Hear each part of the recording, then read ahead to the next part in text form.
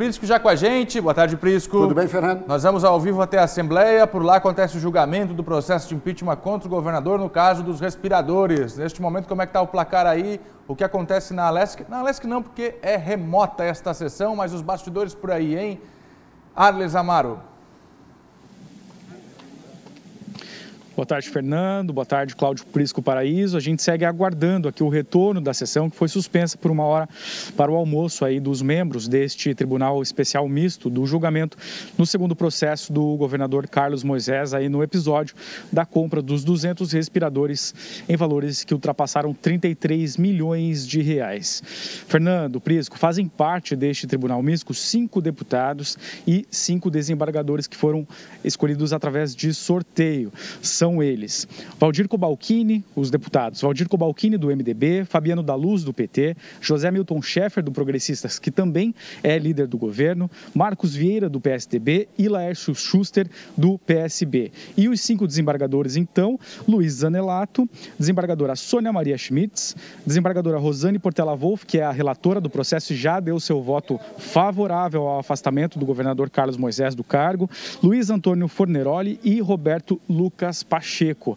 O presidente do Tribunal Misto, o desembargador Ricardo Hesler, abriu a sessão de hoje por volta das 9 horas da manhã e, em seguida, ele já proferiu a sua decisão com relação ao pedido do deputado estadual Ivan Nats, do PL, que pediu nesta semana a não participação do deputado José Milton Schaeffer, por ser líder do governo, e, na opinião do deputado Ivan Nats, ele teria um voto parcial aí na decisão do julgamento aí do processo de impeachment contra Carlos Moisés. Portanto, Ricardo Hesler decidiu por não suspender a sessão seguiu normalmente e quem já deu o voto por enquanto foi somente a relatora do processo, a desembargadora Rosane Portela Wolff, que então se posicionou de modo favorável. A sessão deve voltar a qualquer momento, aí já estamos quase fechando 1 hora de intervalo. A gente segue aqui na Assembleia acompanhando tudo e, é claro, todos os detalhes em tempo real no portal scc10.com.br, o portal da notícia em Santa Catarina. A gente continua aqui acompanhando. Fernando Prisco, eu devolvo para vocês.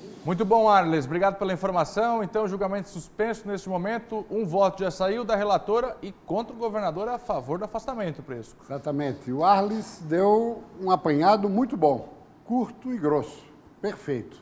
Vamos, Cris, ao primeiro telão, onde ele já antecipou justamente aquilo que nós colocamos ontem aqui, que foi a representação do deputado Ivan Nats questionando a imparcialidade do deputado José Milton Schaeffer, que hoje é o líder do governo, coisa que não o era quando foi escolhido lá atrás. E a resposta do desembargador Ricardo Hesler só veio hoje, antes da sessão, indeferindo a pretensão parlamentar. Na sequência, temos Moisés, que é a figura central de hoje. Apenas contra ele é esse pedido de impeachment, objeto os respiradores. Os proponentes deixaram de fora Daniela Rainer. Vale lembrar, dos 15 proponentes, a maioria deles, 8, retiraram a assinatura. Ficaram apenas 7. A partir daí, o próprio pedido de impeachment já perdeu consistência. A admissibilidade, que foi com 36 votos em plenário no ano passado, só que o julgamento não ocorreu em dezembro e só agora que está acontecendo. Lá eu coloco Daniela Rainer apenas para um rápido registro. Ela que durante 30 dias respondeu interinamente pelo governo, quando Moisés foi afastado no primeiro pedido de impeachment, objeto, equiparação salarial dos procuradores. Ela, nos últimos dias, nas últimas horas especialmente, fez uma série de contatos com os 5 deputados que integram, relação essa que o nosso colega já explicitou ali atrás, com os 5 deputados que fazem parte do Tribunal Especial de Julgamento. Naturalmente que não conversou com os magistrados, até porque não tem entrada para isso. Aliás, ninguém tem e não deve ter. Mas, com os deputados, houve conversa, sim, onde ela tentou sensibilizá-los para o afastamento de Carlos Moisés. desagradável, inadequado, impróprio. Lamentável. Lamentável. Meu caro Fernando, agora, o que dizer? O voto da relatora foi um voto consistente, forte, onde ela questiona algumas informações e alguns relatos da defesa de Carlos Moisés, encontrando contradições, inconsistências, ficando a impressão para ela de que o governador tinha, sim, conhecimento de tudo que vinha ocorrendo, até pelas lives diárias, na presença do então secretário Elton Zeferino, da Saúde, por vezes também o secretário à época da Casa Civil, Douglas Borba e tudo mais. Então, ela abriu a porteira para o afastamento do governador Carlos Moisés. Agora, evidentemente que temos o outro lado também a considerar, e já falamos aqui. Polícia Federal de Brasília, Ministério Público de Santa Catarina, Polícia Civil e outros órgãos não identificaram o envolvimento do governador. A relatora certamente não se sensibilizou com essas informações, entende que é importante afastá-lo para implementar mais investigações e depois fazer o julgamento. É um direito dela e ela tem todo o direito de assim proceder. Agora, como vão reagir os outros julgadores? É alternado. A relatora, agora vem um deputado mais antigo, me parece que Marcos Vieira, e assim sucessivamente. Temos informações de bastidores que tem 2 dos 5 deputados com 2 votos na mão. A princípio, os 5 votariam a favor de Moisés e contra o afastamento.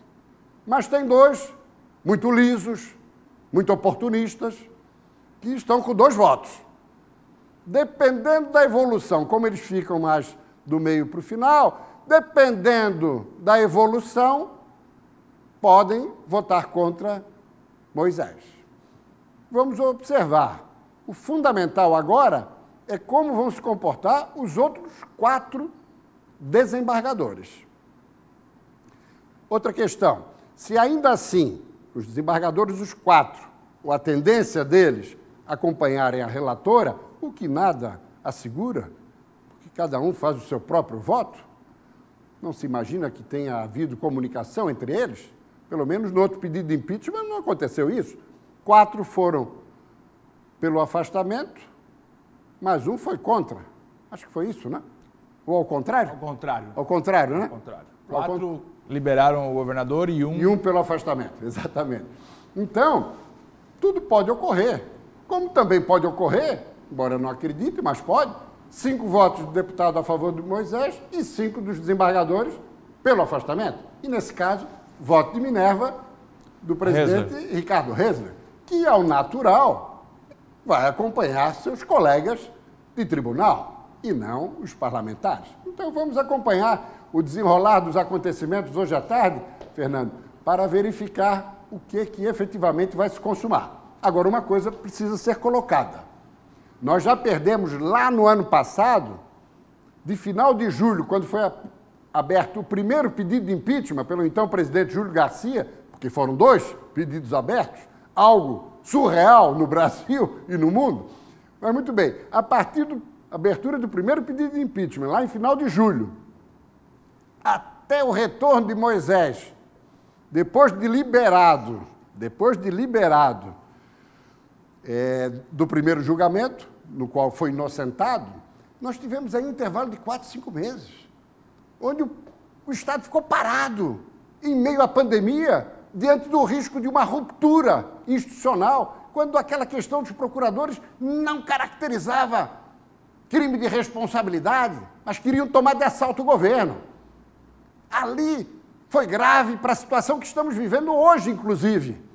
Por quê? Porque o governo ficou desarticulado na iminência de ser imolado o seu titular. Então, devemos, nesse momento, também raciocinar. É momento de afastar o governador para julgamento, considerando que várias instituições já se manifestaram? Não estou aqui querendo influenciar os julgadores e nem estou como advogado de defesa do governador, longe disso. Mas estou aqui fazendo uma reflexão sobre essa situação, colocando como prioridade a sociedade catarinense. Ah, mas os 33 milhões, 14 já foram recuperados. Justiça, Ministério Público e Polícia têm que buscar os outros 19. Agora, todos sabemos que impeachment é uma questão política. E por que Carlos Moisés, para encerrar, voltou lá depois de afastado e hoje todos os deputados estão fechados com ele, ao contrário lá do início do processo do primeiro pedido de impeachment? Porque ele se articulou com a Assembleia, com os parlamentares. Hoje tem 2 deputados ocupando o colegiado. O chefe de gabinete do ex-presidente da Assembleia é titular da Casa Civil. Ou seja, é assim que funciona. Infelizmente, né? É assim que funciona. Lamentavelmente. É assim que funciona. O tal toma lá da cá. Se o governador é afastado, quem assume é Daniela. Isso influencia de alguma forma? Influencia o quê? Influencia a decisão dos deputados? Ah, sim. Sem dúvida. Porque lá atrás, o jogo era para afastar os 2. Para que Júlio Garcia assumisse o governo.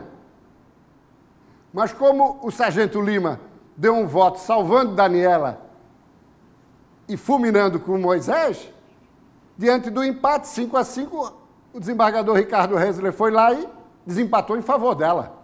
E ela ficou fora e assumiu o governo.